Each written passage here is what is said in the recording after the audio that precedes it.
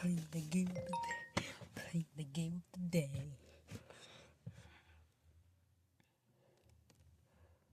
Molly's Winter Kitchen. Playing the game of the day. Hey everyone, my mom and I are getting food ready for winter, and we'd like you to help us. This summer, we collected our traditional foods, taking only what we needed. To get ready for the winter, we'll preserve the foods, which means that we prepare them so they stay yummy and nutritious for a long time. Tap the food you want to preserve with us. Jarred salmon. Looks like we have everything we need to get started. This is gonna be fun!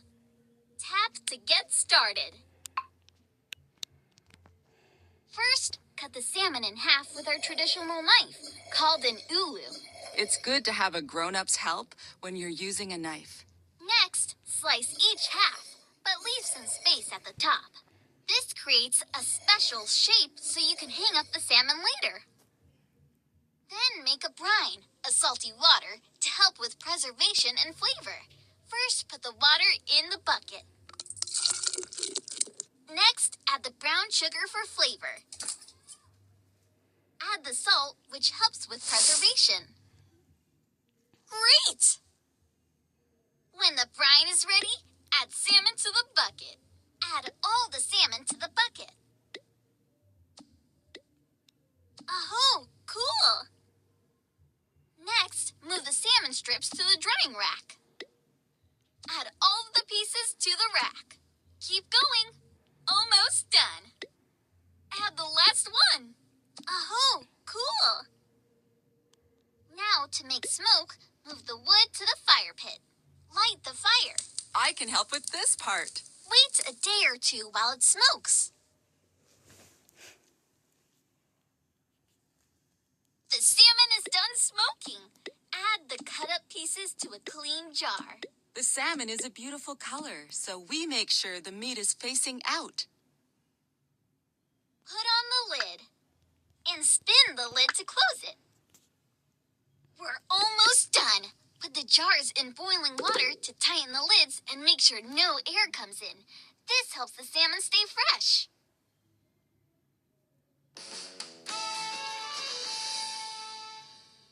Yay! We made jarred salmon to save for winter. And Mr. Patuk stopped by to pick up some salmon. Merci, Mr. Patuk, for giving us firewood to help us make it. Sharing is one of our Gwitch-in values. It has helped our people for thousands of years. Tap the food you... Moose stew. We don't have any moose meat. Can you find out who might have some? Here, you can look at this book of biographies to find out. It's all about the people who live in Kaya. Which person is more likely to have moose meat? Midge Ellick is the tribal chief of Kaya, and she keeps very busy. Every year, she taps the birch trees in the village to collect their sap. Daniel Mumford is the village librarian. He learned to hunt and fish when he moved to Kaya and enjoys eating moose and salmon. Who do you think has moose? That's right! Daniel has the moose meat we need. I'll go get some and meet you back here. Masi Cho! Now we have everything we need to turn moose meat, dinjik, into moose stew. Tap to... First, cut the moose meat into bite-sized pieces with our traditional knife called an ulu. It's good to have a grown-up's help when you're using a knife. Then add the water to the pot. Then add the spices. We like to use garlic, salt, and pepper. Last, add the meat to the pot. Great! Stir everything together. A cooked A! All done! While that's cooking, chop the onions. I'm not crying right now. Oh, lie! Whoa! Next, add the onions to the pot. Great! We have potatoes and carrots, so that's what we'll use today. Chop the carrots.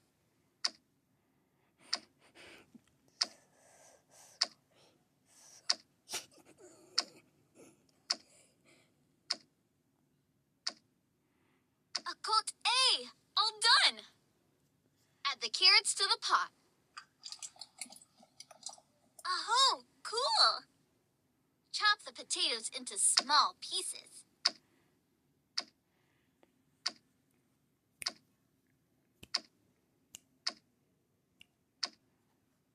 Nizzy! Nice! Add the potatoes to the pot. Great! Then add your favorite pasta to the pot.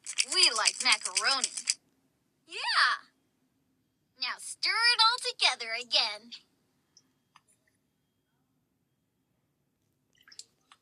Oh, lie!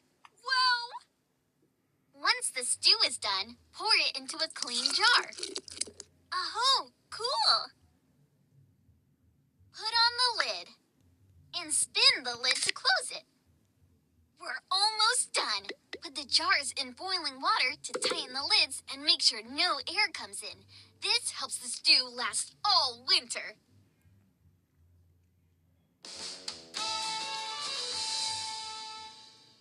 Yay! We made moose stew to save for winter. And Daniel stopped by to pick up some stew. Merci, Daniel, for giving us moose meat to help us make it. Sharing is one of our Gwitch-in values. It has helped our people for thousands of years. Tap the food you want to blueberry jam. We don't have it. Which person is more likely to have blueberries? Connie Williams runs the auto repair shop. She also grows a lot of her own food and knows a great spot to pick blueberries. William Patuk owns the wood shop in the village. He can carve all kinds of things out of wood. He shares older wood he doesn't need with his neighbors to use as firewood. That's right! Connie has the blueberries we need. I'll go get them from her and meet you back here. Masi Cho! Now we have everything we need to turn Chuck fresh blueberries into jam. Connie picked Why these do we need berries to from clean her the favorite spot. blueberries? Let's clean them by taking away all the sticks and leaves. Next, put the blueberries in the pot. Oh, lie! Well... Once the berries are in the pot, mash them up to make them mushy. Next, add the sugar to the pot. Then, add the lemon juice. Lemon juice adds a tangy taste. And put in the pectin powder. Pectin helps make it thicker and more like jelly. Then stir everything together while it cooks. After the jam is cooked, pour it into the jar. We boiled our jars to clean them. Put on the lid and spin the lid to close it. We're almost done. Put the jars in boiling water to tighten the lids and make sure no air comes in. This helps the jam stay fresh.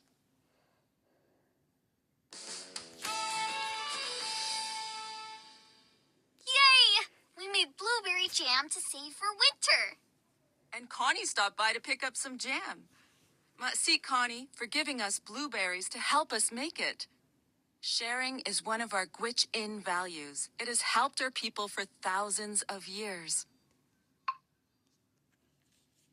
Tap the food pickles. We don't have any cucumbers. Can you find out which person is more likely to have cucumbers? Daniel Mumford is the village librarian. He learned to hunt and fish when he moved to Kaya and enjoys eating moose and salmon.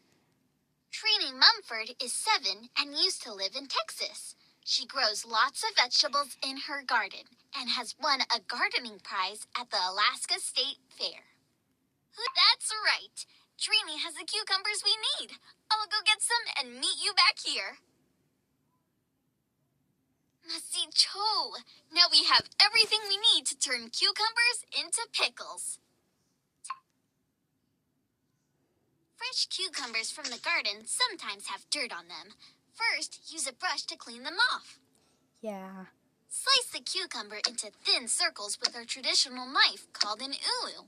It's good to have a grown-up's help when you're using a knife. Awesome! make a brine, a salty water, to help with preservation Sorry. and flavor. First, add the water. Then, add the vinegar. Next, add the salt. Last, add the sugar to the pot. Oh, lie! Whoa! Stir the brine while it cooks. While the brine cools down, fill the clean jar. Add the cucumbers. Add the dill. A cote A! All done! Then pour in the brine so it covers all the cucumber slices.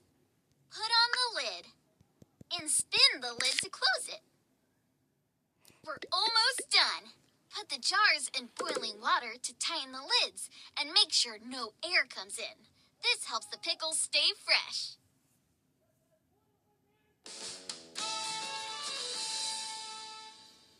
Yay! We made pickles to save for winter. And Trini stopped by to get some pickles. Merci, Trini, for giving us cucumbers to help us make it. Sharing is one of our Gwitch-in values. It has helped our people for thousands of years. Birch syrup. We don't have any birch sap. Can you find out who might have some? Which person is more likely to have birch sap?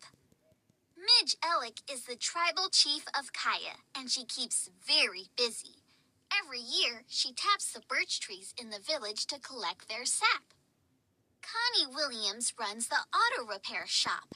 She also grows a lot of her own food and knows a great spot to pick blueberries. That's right! Auntie Midge has the sap we need. I'll go get some and meet you back here.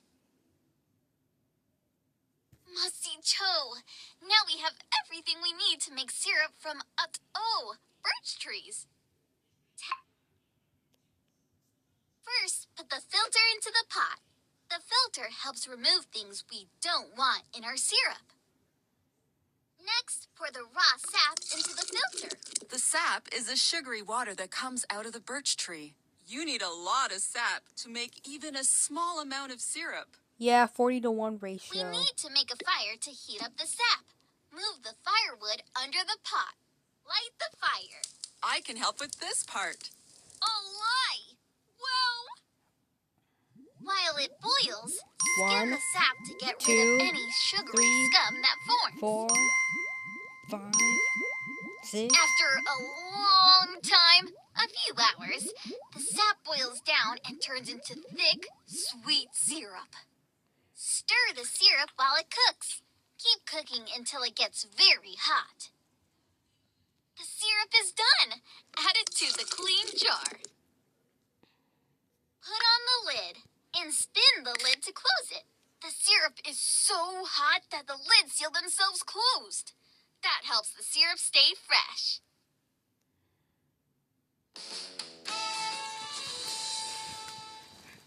Yay! We made birch syrup to save for winter. Sorry about the And Auntie battery. Midge stopped by to pick up some syrup. Matsi, Auntie Midge, for giving us sap to help us make it. Wow! Look at all the different foods we preserved together. We worked hard this summer so we could have food to nurture us all winter, just like our ancestors. We're so thankful to the earth that we're able to have all this food that we can share with our friends and family. Rate how we did. Bye. We're logging off.